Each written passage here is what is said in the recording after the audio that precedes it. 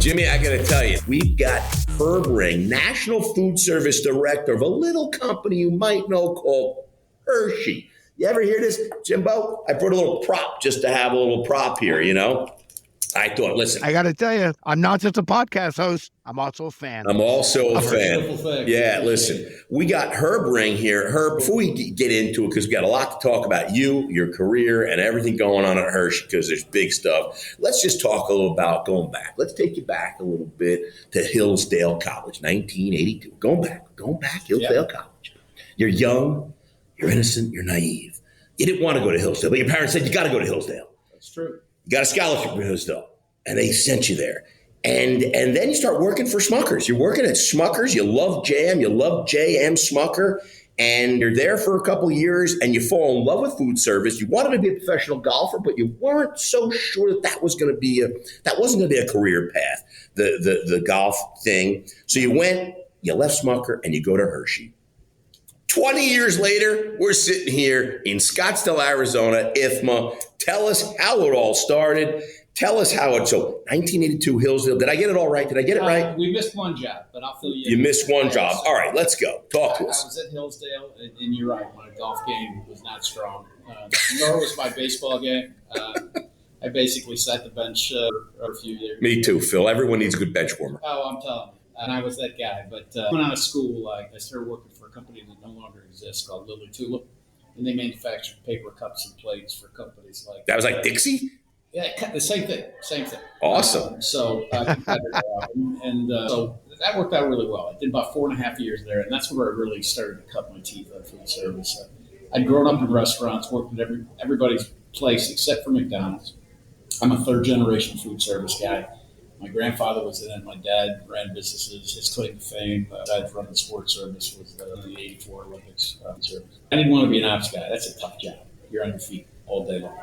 And this opportunity came around, and so it worked out really well.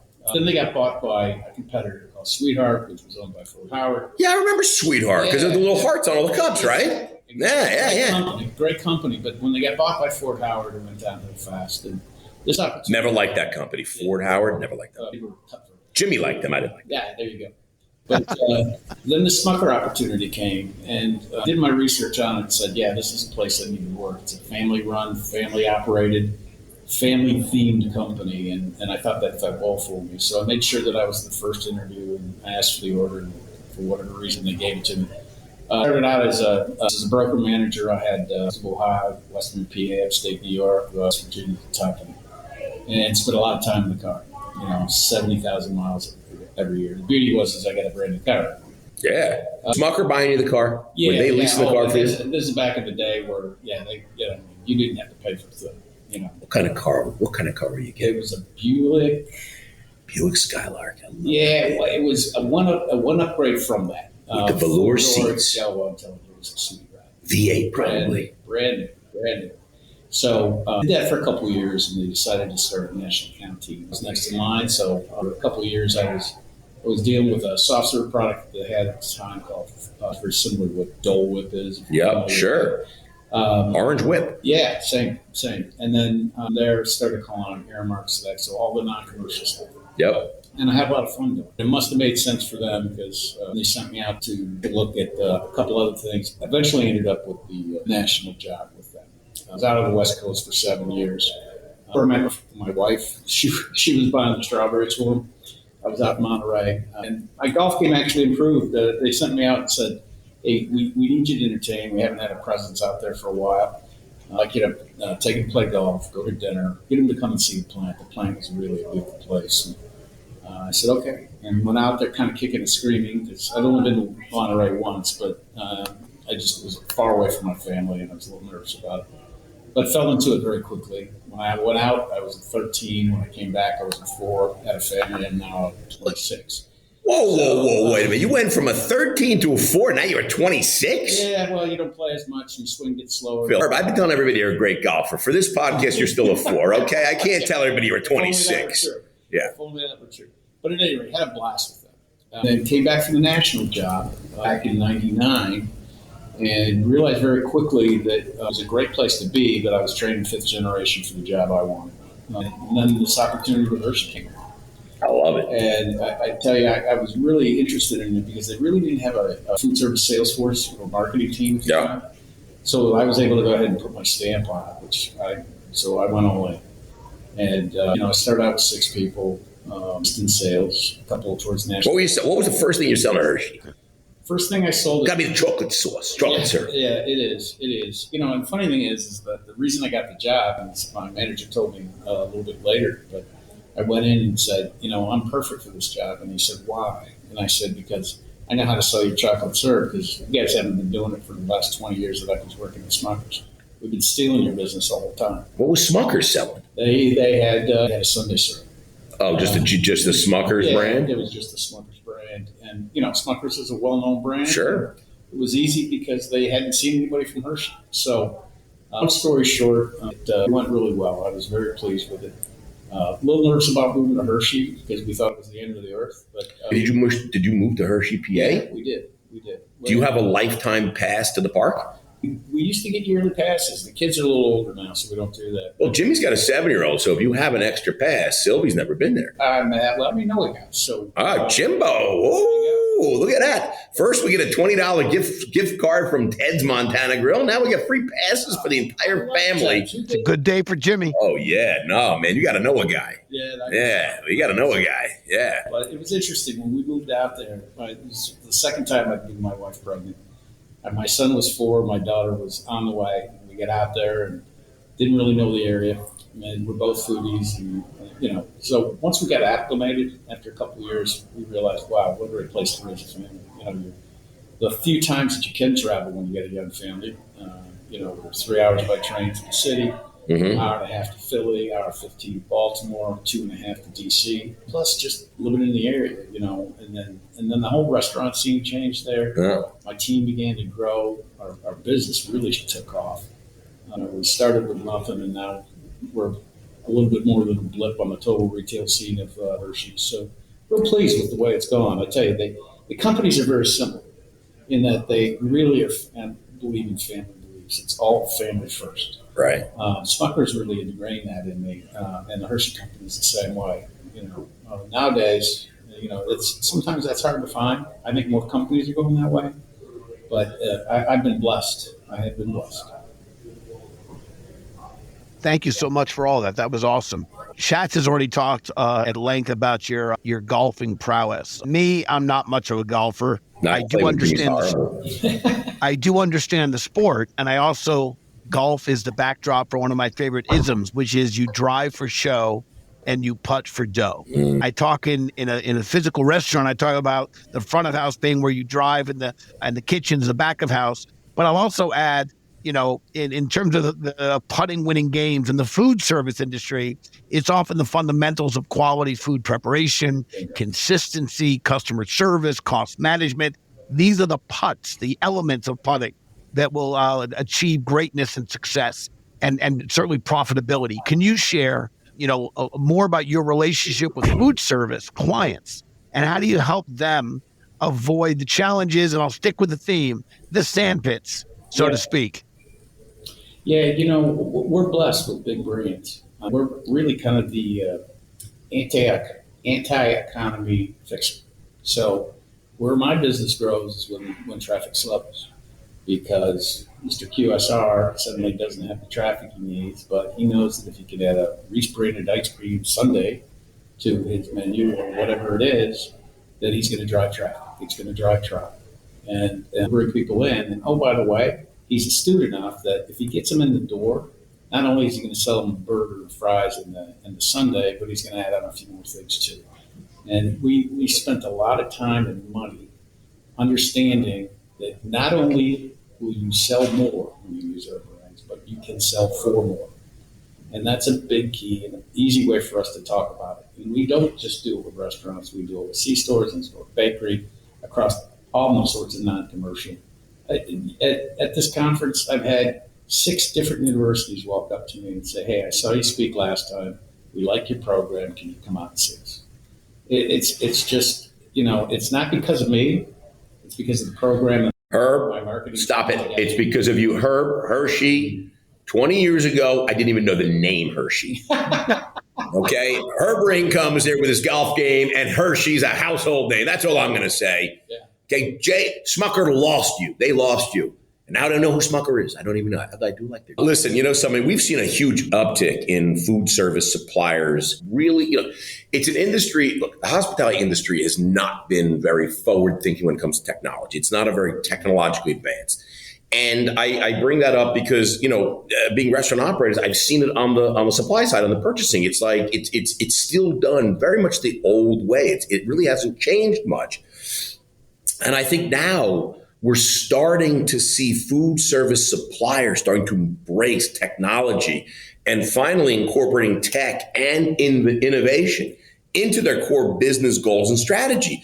Can you share a little bit about Hershey's and how you're using technology and innovation and insights and data, et cetera, to help drive better decisions and help your product and your roadmap, et cetera? Like what's going on at Hershey that and you're using the tech and innovation? Yeah, it's really more about data for us, especially in food service, because for food service at Hershey, it's people think that we're selling this candy bar.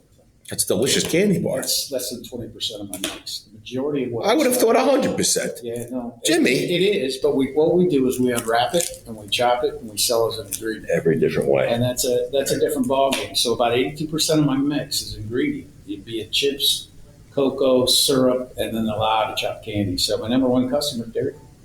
And we're selling them chopped Reese cups and chopped Heath bars. Jimmy, did you hear what he just said? I heard it.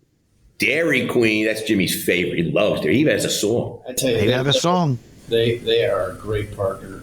They have done wonderful things for us. So Warren Buffett owns Dairy Queen. He does. Yeah, because he loves it. Because he loves the dip. He loves the dip. Yeah. I tell you, it's been an amazing ride. We've got 4 different ways we go to market. I've got a national account sales team that handles, say, the top 100. I've got a brokered sales team that handles basically. I've got 4 people that manage broker sales team of about 600. That company's called the Core Group. Great people, and they're calling all the regionals. They're calling on a lot of the individual non-commercials. I've got an Omni team that my national account guy Al Adams runs. He also runs our marketing. And then finally, we go to market through what I'll refer to as industrial. We used to call it third-party manufacturers. So good way to explain it is if you go to Burger King and you look at the dessert menu, there's a Hershey Sundae pie. Been on the menu long before I was with Hershey. Yep. I'm just glad I didn't screw it up, except we don't sell pie. We sell the ingredients to Schwann's, who makes the pie. Right. To Mm-hmm. Yes, they're buying like tankers full of your stuff. Exactly. And so when the epiphany that my team had was, if we're doing it there, why can't we do it in in-store bakery? Why can't we do it in C-store bakery? So we're selling ingredients to David's Cookies or Hope's Cookies or Jimmy's Cookies or Aspire or whoever it is. Right. And they're manufacturing cookies for us and they send them out, We're doing business with a company called Sterling out of Texas that does the Arby's, Reese's, chopped Reese's, and that's the way we've expanded our business. Don't get me wrong, my confection business continues to chug along, sure, especially in non-commercial. I mean, it kind of sells itself. If we can, we used to walk around with a case for candy because especially when you went into a non-com smaller operator, he'd rather sell a muffin and make 56% or, candy bar is not going to make that much. Right. And I couldn't blame him. But we just pitched him on why not have both? You're going to have the muffin in the baker case. Put a sleeve on the counter right next to the register. And that's not anything that I thought of. That's been ingrained in the company. Well, I'm giving you credit for it, Herb, because you're on the podcast. Okay, that was Herb's idea. Okay. Just after Milton Hershey hired me back in 1907. Yes. You heard that. Everybody. Just to finish off, it's just all been about data. It really has. And I got to really thank Al Adams, who's the brainchild behind all that, pulling all that information. Well, he's not on our podcast right now, so we can't give him credit. Okay. Yeah. This is the Herb podcast, right? There's a Herb ring. Okay. I'll tell him. Yeah, exactly.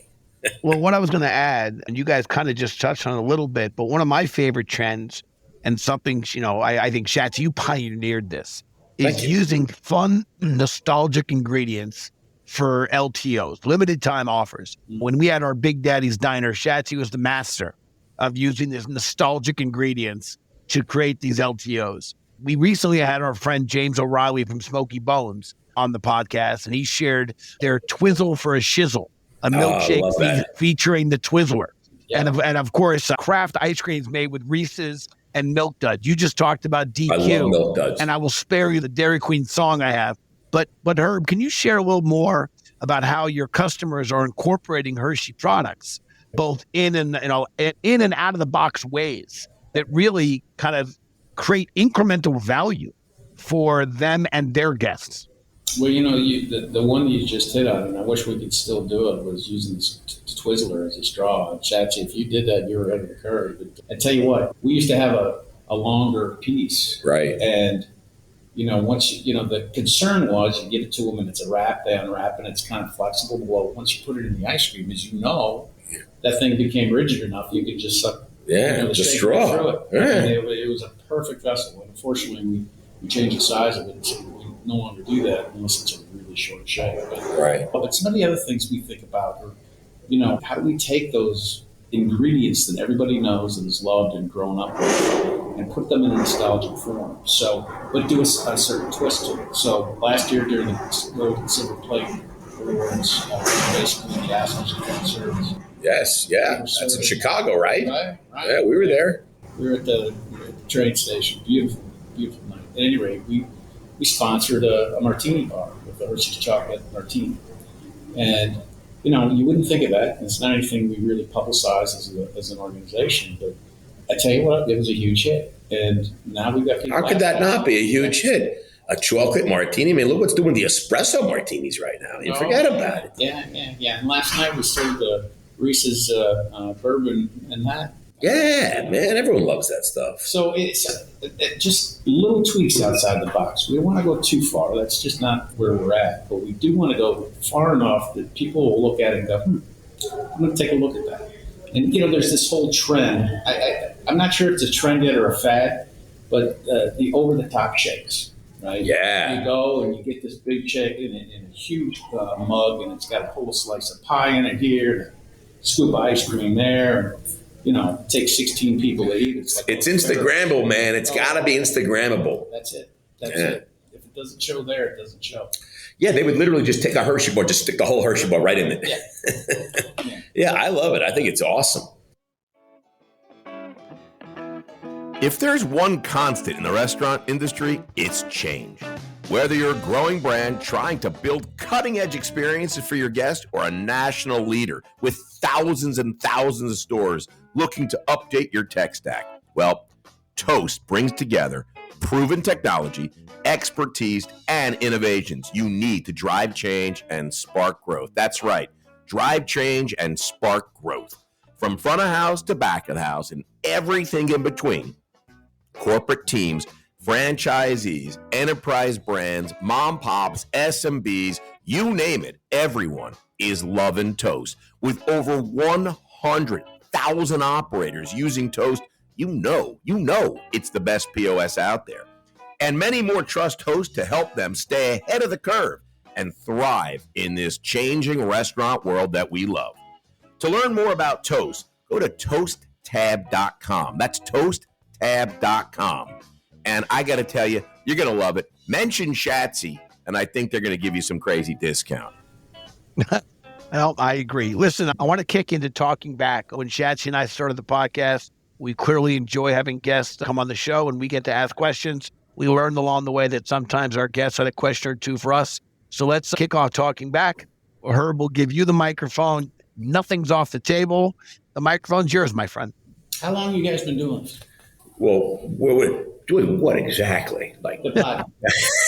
I thought I saw this as, I've seen a couple of different numbers. I saw 125. I saw 175. I know you're not doing 4 a day, but how long have you been at this? I mean, because you both were in the industry for a while, so yeah, we're still in it. We are first and foremost, we are restaurant owners and operators, and we are investors in hospitality, tech, innovation, food service, and emerging brands. I mean, that is first and foremost. The podcast is really a marketing tool to help us promote what we're doing, our partner companies, our friends, our et cetera. So we've been, I think, 156 episodes, Jimbo. something like that. But I'd say it's about, in terms of timing, I guess we've done that about over 3.5, 4 years. Well, we used to do it once a month, and then some of those we had to increase the frequency to weekly. Yeah, so it's about weekly now. So yeah, Now it's every Tuesday. Oh, no. so about 4 years we've been doing this, the podcast that is, and as Shatsy just alluded to, we find that it's a great way for us to communicate with our growing audience and really a community, and to now bring interesting folks from different parts of this amazing industry and have them speak on it. Not just a restaurant operator, not just a technology person, but now manufacturers, and then the different roles they play in this ecosystem. So it's become a dedicated podcast for the industry, by the industry, and really having a good time over the last 4 years, running the podcast. I will say I guess this is a backwards compliment, or maybe just a compliment to the podcast, but somebody asked me if Branded was a podcast company. And I said, no, we're a hospitality company. And the podcast is one of the levers we use to bring to light this industry that we love. Yeah. No, that makes sense. We're having a great time doing it, I got to tell you. And I think for us, the ability, as Jimmy said, to bring to light all the different components of the industry, it's a very complex business. A customer comes into a restaurant, as you just said, they come in and they order something. A lot of thought went into getting that ice cream or that chocolate or that hamburger or the sauce or the dressing, whatever. A lot of thought went into it. There's a lot of ingredients in that. I met some of the spice folks here at McCormick, and you just don't think about, you think about McCormick and you think about spices, and you go to the supermarket and you buy some oregano and you buy some pepper and some salt and garlic powder for your your cupboard in your house. You don't think about how many truckloads that they are selling to the people that are manufacturing, whatever, maybe chicken fingers or whatever it is. I mean, in restaurants, we're using, we're buying big jugs of pepper and salt and garlic powder, onion powder. It's crazy. So the ingredients is a crazy part of the business. So anyway, we're having a blast. Listen, I know you got to get back to selling more Hershey stuff, so I got to finish up. We got the spices right. Okay, Herb? All right, spices right. Jimmy knows a little something about pricing of a lot of fast food and fast casual foods, because he travels a lot and he likes to eat. Okay. And Herb, I get the sense you travel a lot and you know a little something too. So we're going to do prices right. I'm going to give you an item from Wingstop. Okay, great restaurant, great wings. They have like 5,000 different sauces. Okay, from Wingstop, one of Jimmy's favorites. Okay, and price right rules are in effect. You cannot go over. Okay, here we go. So the wing combo meal at Wingstop, which includes 6 boneless or classic wings, Jimmy. They can be classic or boneless. Up to 2 flavors, just 2 flavors, a regular fry and a 20-ounce Pepsi. What is your best guess in dollars and cents for the wing combo meal at Wingstop? Again, 6 boneless or classic wings, 2 flavors, regular fry, and a 20-ounce Pepsi. Best guess, dollars and cents. Herb, you go first. $8.49. Jimmy, he didn't even think. He didn't even blink. He went right to $8.49. It gives me the idea. Oh, by the way, this is from the New Jersey location, Herb. Do you care to update? It's a New Jersey location. Do you want to change your bid? No. He's sticking with it, okay? Jimmy, New Jersey Wingstop, $8.49, Herb said, for the classic wing combo meal at Wingstop. What are you going to say, Jimbo? All right, I don't feel confident in my guess, but I will not change my guess because of Herb's number. But I'm going $6.99. Wow, that is really inexpensive. I got to tell you, Herb is the winner again. Jimmy, you have not been good at this. It's $12.99 for 6 boneless or classic wings, 2 flavors, a regular fry, and a 20-ounce Pepsi in our local New Jersey location of Wingstop. $12.99. You guys are really off a little bit there. Inflation, huh? I haven't been in a Wingstop in a while, so shame on me. Yeah, no, I got to tell you, but $12.99. I think you got. I would have went with your like $8.49. I would have thought like $9.99, $12.99. Wow, Jimmy, I'm sorry, I'm not shaming. I didn't realize that. Wings are expensive, though. Wings are expensive. Yeah. All right, listen, let me jump into the Branded Quickfire real quick. Herb, I'm going to ask you 5 lightning round questions, okay? Right. Don't think too hard. Don't think too long. First thing that comes to your mind, Arizona Cardinals, Phoenix Suns. Suns. Favorite Arizona-born celebrity? Is it Miss Stevie Nicks, Mr. Alice Cooper, Miss or Mrs. Emma Stone, and Linda Wonder Woman Carter. Well, that's a tough choice, but I got to go with Alice. I got to play golf with him last year or 2 years ago. He was here, right? Phenomenal. By the guys play. Yeah. You know what, Jimmy? I'm having dinner with Dan Rowe tonight. He said he was playing golf with Alice Cooper today. Big hitter. Big hitter. Big long ball. Yeah, Alice Cooper kid. True or false? True or false? The Lama, Dalai Lama. Phoenix is the only state capital with a population of more than 1 million residents. True or false? I'm going to guess true. That is, Jimmy, do you care to guess? Sure. False. Jimmy's just going contrarian. Whatever. It is true. After New York City, Los Angeles, Chicago, and Houston, the city is the 5th largest city nationwide. That's right, people. Do you come to Arizona for golf or for the canyons? Golf. All right. I like it. That seems to be what most people are going with. All right, here we go. We're stranded in the desert here in Arizona somewhere, okay? You got to be stranded with Jimmy, or you can be stranded with Shatsy. To survive. You gotta get out. To survive. Who do you want to be stranded with when you're thinking about survival? Who is it? Is it Jimmy or Shatsy? Let me ask you one clarifying question. Yes. Who ran the back of the house between you two guys? Ooh. Well, I got to tell you. Not Jimmy. Yeah, I mean, I did a lot of back of the house stuff. I did a lot of back of the house stuff. I don't want to say I ran the back of the house. I didn't run the back of the house. Well, one of you had responsibility for front, one had back. Whoever had back, that's who I'm with. Shatsy had much more responsibility back of the house than I did. Yeah, Jimmy was clear. Yeah, Jimmy was just, and today, to be clear, today Jimmy just eats and drinks. That's right. He has absolutely zero responsibility in the restaurants. Yes, he has zero responsibility. Despite how much time I spend in the stores. Yes. Well, listen, I got to tell you, I love it. Jimbo, another fantastic guest, bringing Hershey's to life with Mr. Herb Ring. I mean, just awesome. Jimbo, any final thoughts? Yeah, so let me bring this special episode to a close. And Herb, thank you so much for bringing your great insights and sharing views, not just for Herb, but for all of our guests today. We are very fortunate on this on-the-road episode of the Hospitality Hangout, IFMA edition, Arizona edition. We had George McCarrow, the CEO of Ted Montana's Grill. We had Phil Karafakis, the president and CEO of IFMA. We had Mr. Herb Ring right here, National Foodservice Director at the Hershey Company. And what I would simply say, if any of our listeners would like to connect with these guests and friends of Branded, please email the podcast team at podcast@brandedstrategic.com.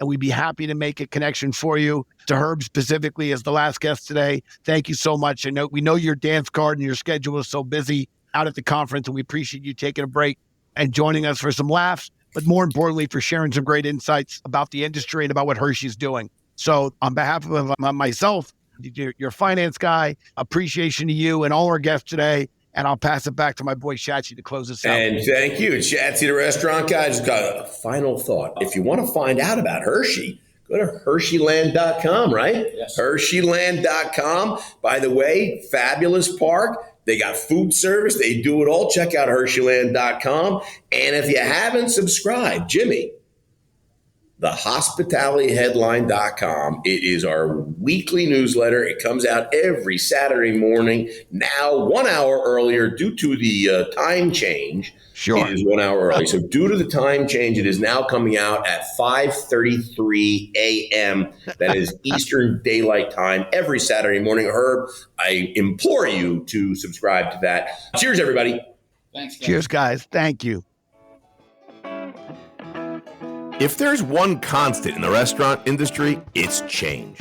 Whether you're a growing brand trying to build cutting-edge experiences for your guests or a national leader with thousands and thousands of stores looking to update your tech stack, well, Toast brings together proven technology, expertise, and innovations you need to drive change and spark growth. That's right, drive change and spark growth.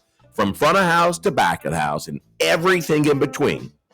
Corporate teams, franchisees, enterprise brands, mom pops, SMBs, you name it, everyone is loving Toast. With over 100,000 operators using Toast you know it's the best POS out there. And many more trust Toast to help them stay ahead of the curve and thrive in this changing restaurant world that we love. To learn more about Toast, go to toasttab.com. That's toasttab.com. And I got to tell you, you're going to love it. Mention Shatsy, and I think they're going to give you some crazy discount.